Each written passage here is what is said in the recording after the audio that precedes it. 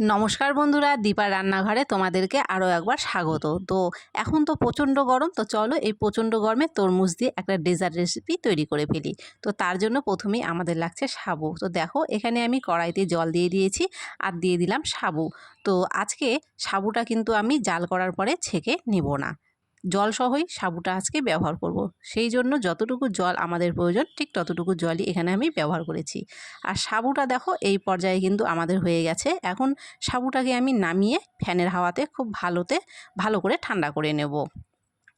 তারপরে দেখো এখানে আমি দুধ বসিয়ে দিয়েছি, আর যতটা পরিমাণ দুধ নিয়েছিলাম ঠিক তার অর্ধেক পরিমাণ আমি এখানে দুধটাকে জাল দিয়ে করে নিয়েছি। আর দুধটাকে কিন্তু এখানে একটু ঘন করেই জাল দিয়ে নিতে হবে। তারপরে এর মধ্যে আমি দিয়ে দেব স্বাদ মতো চিনি।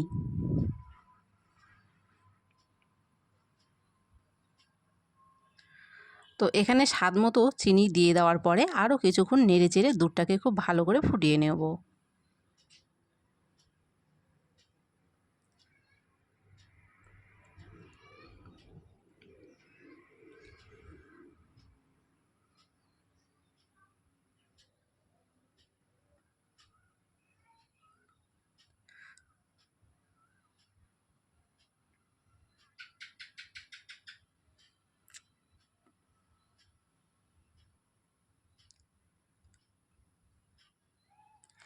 এখন দুধটাকে নামিয়ে নেব।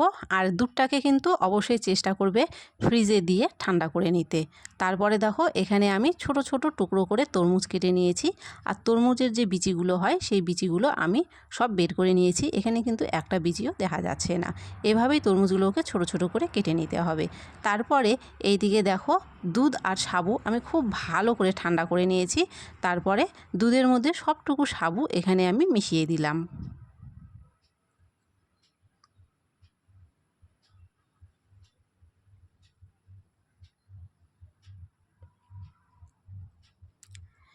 এরপরে আগে থেকে যে তরমুজগুলো কেটে রেখেছিলাম সেই তরমুজের বেশিরভাগ টুকরোগুলো আমি এর মধ্যে মিশিয়ে দিচ্ছি।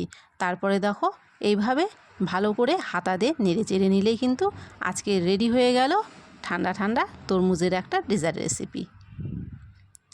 তো খুবই কম সময়ে কম উপকরণে একটা সুস্বাদু খাবার কিন্তু এইভাবে তোমরা বাড়িতে করে নিতেই পারো।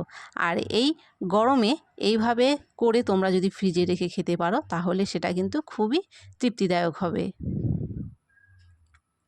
তো আজকের রেসিপি রেডি হয়ে গেছে। তোমাদের কেমন লাগছে কমেন্ট করে অবশ্যই জানাও। ভালো লাগলে লাইক করে দিও, কমেন্ট করে বলো, ভিডিওটাকে শেয়ার করে দিও, সাবস্ক্রাইব করে দিও আর পাশে থাকা বেলটিকে অবশ্যই প্রেস করে দিও।